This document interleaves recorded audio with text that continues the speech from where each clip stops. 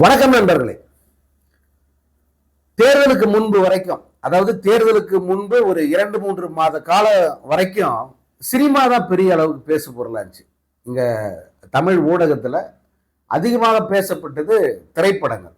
அடுத்து எந்த பெரிய படம் வருது, யார் எந்த பெரிய நடிகருடைய படம் தயாராகுது, அடுத்தடுத்து அவர் என்ன படம் பண்றாரு, இப்படிப்பட்ட பேச்சுக்கள் தான் அதிகமாக ஓடிக்கிட்டு இருந்தது. அவ்வளோ ஏன் இந்த ஜனநாயகன் படம் எப்போ ரிலீஸுங்கிறது கூட அதிகமாக பேசப்பட்டது. ஆனா தேர்தல் நெருங்க நெருங்க சினிமா அப்படி ஃபேட் அவுட் ஆன மாதிரி இருந்துச்சு. திரைப்படங்களை பற்றிய பேச்சுக்கள் ஊடகங்களில் வெகுவாக குறைஞ்சிருச்சு. காரணம் விஜயம் ஒரு முக்கியமான காரணம் தான். ஏன்னா விஜய் என்ற ஒரு திரையுலக ஒரு பிம்பம், மிகப்பெரிய அந்த ரசிகர்களை கொண்ட ஒரு அந்த பிம்பம் தேர்தல் அரசியலில் நேரடியாக ஈடுபட்டதனுடைய விளைவு ஒட்டுமொத்த கவனமும் திரைப்படத்துறையிலிருந்து விலகி விஜய் மீது படித்தது. அது தேர்தல் வெற்றிக்கு பிறகும் தொடர்ச்சியாக விஜயை நோக்கி விஜயை மையப்படுத்தி இன்னமும் அந்த போக்கஸ் இருக்கு அப்படிங்கிறது தான் உண்மை. நீங்க எந்த சேனலை எடுத்தாலும் அல்லது எந்த யூடியூப் தளத்தை பார்த்தாலும் அது சமூக வலைதளங்களை பார்த்தாலும் கூட விஜயனுடைய செயல்களுக்கு கூடுதலாக முக்கியத்துவம் அதிகமாக அது உற்று நோக்கப்படுது. அது பாராட்டப்படுதா கிண்டல் அடிக்கப்படுதான்றதை தாண்டி பேசப்படுகிற விஷயமா யார் இருக்காங்கன்னா அப்போ விஜய் தான் இருக்கார்.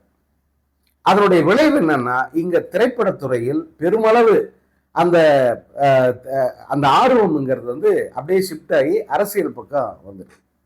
அவர் விஜய சொன்ன மாதிரி இதுவரை அரசியல் பேசாதவர்கள், அரசியல் பக்கம் ஆர்வம் காட்டாதவர்கள் எல்லாம் என்ன நடக்குது, சட்டமன்றத்தில் என்ன நடக்குது, விஜய் என்ன பேச போறாரு, அவர் ஒன்றும் பேசுறது இல்லை, அது வேற விஷயம். ஆனா என்ன பேச போறாரு, அவரது நடவடிக்கை என்னவா இருக்கு, இப்படி எல்லாம் அங்க கவனம் திசை திரும்பி இருக்கு. இதனால இந்த சினிமாவில் அடுத்து பெரிய படங்கள் என்ன, பெரிய படம் என்ன ரிலீஸ் ஆக போகுது, அடுத்து பெரிய நடிகருடைய படங்கள் என்ன, இதை பற்றிய பேச்சு மிக குறைவாக இருக்கிறது. அதிலும் குறிப்பா ரஜினிகாந்த் அவர்கள் நடிக்கிற அடுத்தடுத்த படங்கள், நம்ம ஏற்கனவே இந்த படங்களுடைய நிலை என்னன்னு ஒரு வீடியோ போட்டிருக்கோம், நீங்க பார்த்துருப்பீங்க. இப்போ ரஜினியனுடைய நடிப்பில் தயாராகிக்கிட்டு இருக்கிற படம் ஜெயிலர் 2. இந்த படத்தை பற்றிய அப்டேட் ஏதாவது கிடைக்கும் அப்படின்ட்டு ரசிகர்கள் மிக ஆவலா காத்துக்கிட்டு இருக்காங்க. அதாவது ரஜினி ரசிகர்கள், பொதுவான ரசிகர்கள்லயே கொஞ்சம் பேருக்கு அந்த ஆவல் இருக்கும். ஆனா பெருமளவு ரசிகர்கள் கவனம் எல்லாம் இந்த விஜய் பக்கம் இருக்கு. இப்ப இந்த ஜெயிலர் 2 எப்ப ரிலீஸ் ஆகும், இந்த படத்துக்கான எதிர்பார்ப்பு எப்படி இருக்கு, இந்த படத்தினுடைய வேலைகள் எப்படி இருக்கு, இந்த படத்துக்கான ரிலீஸ் பிளான் என்ன, எப்படி ரிலீஸ் பண்ண போறாங்க, ஐமேக்ஸ்ல ரிலீஸ் ஆகுதா, உலகம் பூரா எப்படி போக போகுது, இதுவரைக்கும் ஏன்னா இது ரொம்ப ரொம்ப குரூசியல் ஒரு மூவி. இது ரஜினியினுடைய கெரியர்ல அவர் எவ்வளவு படங்கள் பண்ணிட்டாரு, எத்தனையோ ஏற்ற இறக்கங்களை பார்த்துட்டாரு, எவ்வளவோ பிளாக் பஸ்டர் பார்த்துட்டாரு. இந்தியாவிலேயே அதிக பிளாக் பஸ்டர்கள், அதிக இண்டஸ்ட்ரீஸ் கொடுத்த ஒரே நடிகர் அப்படிங்கிற பெருமை, மிகப்பெரிய வசூல் தொடர்ச்சியாக கொடுத்த நடிகருங்கிற பெருமையெல்லாம் ரஜினிக்கு இன்னும் இருக்கிறது. அப்படி எல்லாத்தையும் பார்த்த அந்த சூப்பர் ஸ்டாருக்கு இன்னைக்கு ரொம்ப குரூசியலான ஒரு பேஸ். இந்த குரூசியல், இந்த முக்கியமான இந்த காலகட்டத்தை, நெருக்கடியான இந்த காலகட்டத்தை அந்த திரைப்பட வாழ்க்கையில் எப்படி அவர் தாண்டி வர போறார் அப்படிங்கிற கேள்வி பலருக்கு இருக்கு. என்னங்க இது, இதெல்லாம் ஒரு பெரிய விஷயமா, ரஜினியை போய் இப்படியெல்லாம் போய் பேசலாமா அப்படின்னு சிலர் கேட்கக்கூடும். நம்ம கலை யதார்த்தத்தை பேசுறோம். இப்போ இந்த ஜெயிலர் 2 படம் ஆக்சுவலா ஜூன் மாசம் ரிலீஸ் ஆகுது அப்படின்னு சொன்னாங்க. ஜூன் 12ஆம் தேதி ரிலீஸ் ஆக வாய்ப்பு இருக்குன்னாங்க. இன்னைக்கு ஜூன் 21. ஸோ அது ஜூன் மாதம் ரிலீஸ் அல்ல. நம்ம முன்னே சொன்ன மாதிரி ஆகஸ்ட் மாதம் 14ஆம் தேதி ரஜினியினுடைய அந்த திரையுலக பொன்விழா ஆண்டுங்கிறது நிறைவு பெறுகிறது. அந்த இப்ப அதை பத்தி பேச்சே இல்லை பாருங்க. நானே அதாவது திரையுலகில் ரஜினியுடைய பொன்விழா அப்படிங்கிற அந்த கான்செப்டை ஆரம்பிச்சு வச்சது நான் தான். இதை நான் ரொம்ப நான் அந்த இது கர்வத்தில் சொல்லலை, நான் உண்மையிலேயே அதை செஞ்சேன். எப்போ செஞ்சேன்னா 2023 ஸ்டார்ட் பண்ணேன்.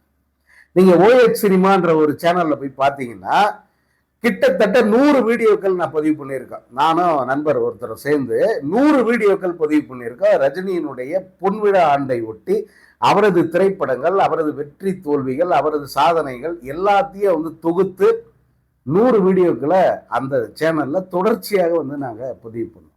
ரஜினி 50 அப்படிங்கிற தலைப்பில். அந்த நேரத்தில் யாருமே இதை பற்றி பேசவே இல்லை. ரஜினி பொன்விழா பற்றி பேசாத காலகட்டத்தில் 2023 ஸ்டார்ட் பண்ணி 2025 வரை வந்து அந்த தொடரை நாங்கள் வெளியிட்டோம். இப்போ இந்த ஆண்டு முழுக்க அவரது பொன்விழா தான், இது பொன்விழா ஆண்டு தான். ஆனால் யாரும் அதை பற்றி பெருசாக பேசலை. பொன்விழா ஆண்டு நிறைவு வருது. ஆகஸ்ட் 15 இந்த படம் ரிலீஸ் ஆச்சுன்னா பொன்விழாவை நிறைவு செய்கிற ஒரு செலிப்ரேஷனா அந்த படத்தை எடுத்துக்க முடியும். இதையும் நான் பல வீடியோக்களில் சொல்லியிருக்கேன். அந்த ஆகஸ்ட் மாதங்கிறது ரொம்ப பொருத்தமானது.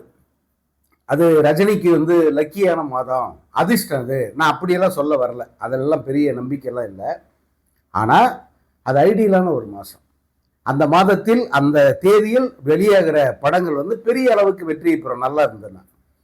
காரணம், போதிய விடுமுறை காலம் இருக்கு, மாணவர்களுக்கு தேர்வு நெருக்கடி கிடையாது, பெற்றோர்களுக்கும் பெரிய நெருக்கடியெல்லாம் ஒன்றும் இல்லை, விடுமுறைகள் வரும். ஏன்னா சுதந்திர தினம்லாம் வர்றதுனால வந்து ஒரு படம் பார்க்குற மூடுங்கிறது இயல்பாகவே அப்போ அமையும். அதனால தான் அந்த ஆகஸ்ட் மாதத்தில் வெளியான ரஜினிகாந்தினுடைய பெரும்பாலான படங்கள் வந்து பட்டையை கலப்பிருக்கும். ஸோ அதனால தான் ஆகஸ்டில் அந்த படம் வெளியாக வாய்ப்பு இருக்கு அப்படின்னு சொன்னா. பட் இப்போ வரைக்கும் வந்து அதை பற்றி எந்த பேச்சும் இல்லை. இது ஜூன் மாதம் முடிய போகுது, அடுத்து ஜூலை. ஒரு குறைந்தபட்சம் இந்த மாதிரி ஒரு பெரிய படத்துக்கு ஒரு 3 மாதத்துக்கு முன்பு இருந்தால் வந்து பிளான் பண்ணி ரிலீஸ் பிளானை வந்து அவங்க சொல்லணும். அப்பதான் வந்து இந்த மாதிரி படங்களை உலக அளவில் பெரிய அளவுக்கு ஒரு ஹாலிவுட் படத்துக்கு நிகராக ரிலீஸ் பண்ணணும்னா 3 மாத காலமாக ஒர்க் பண்ணணும். இப்போ ஆகஸ்ட் மாதம் ரிலீஸ்னா அந்த 3 மாதம் இல்லை.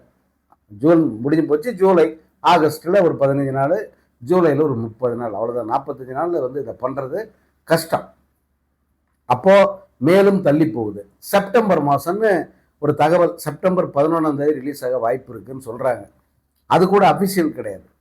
செப்டம்பர் ரிலீஸ் பண்ணால் நம்ம இவங்க நினைக்கிற மாதிரி இந்த படத்தை பெரிய அளவுக்கு பண்ண முடியுமா அப்படின்னா, இப்போ ஐமேக்ஸ் மாதிரியான திரையரங்குகளை புக் பண்ணணும்னு சொன்னால் ஒரு 3-4 மாதங்களுக்கு முன்பே அந்த திரையரங்குகளை வந்து பிளாக் பண்ணி வைக்கணும்.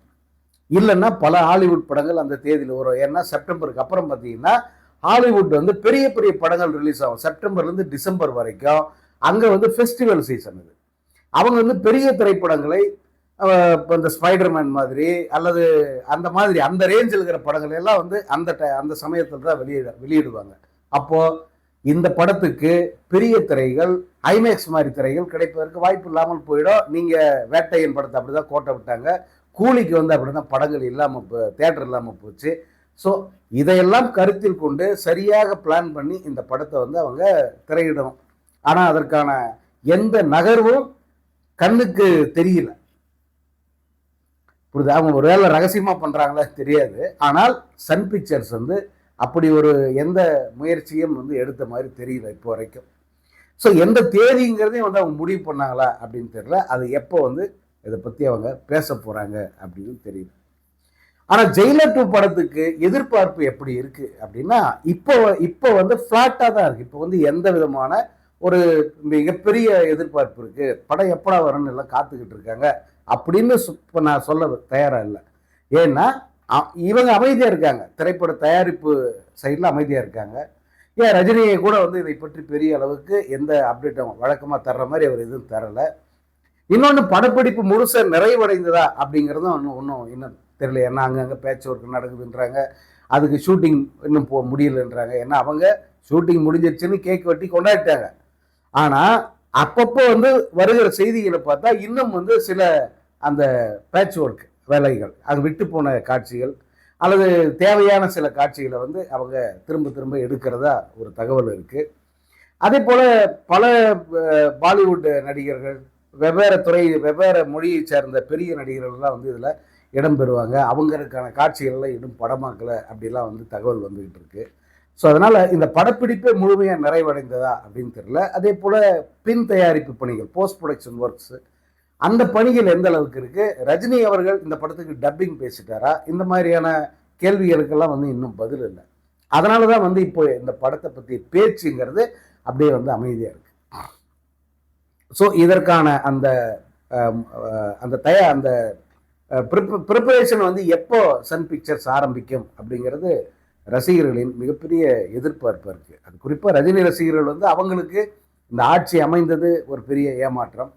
அதன் பிறகு நடக்கிற அரசியல் நகர்வுகள், அதே போல திரைத்துறையில் ஏற்பட்டிருக்கிற அந்த மாற்றங்கள், இதையெல்லாம் வந்து அவங்க கூர்ந்து கவனிக்கிறாங்க. அது ஒரு விதத்தில் வந்து ஒரு ஒரு விரும்பத்தகாத மாற்றங்கள் நிறைய நடக்கிறதா தான் வந்து எல்லாருமே பார்க்குறாங்க.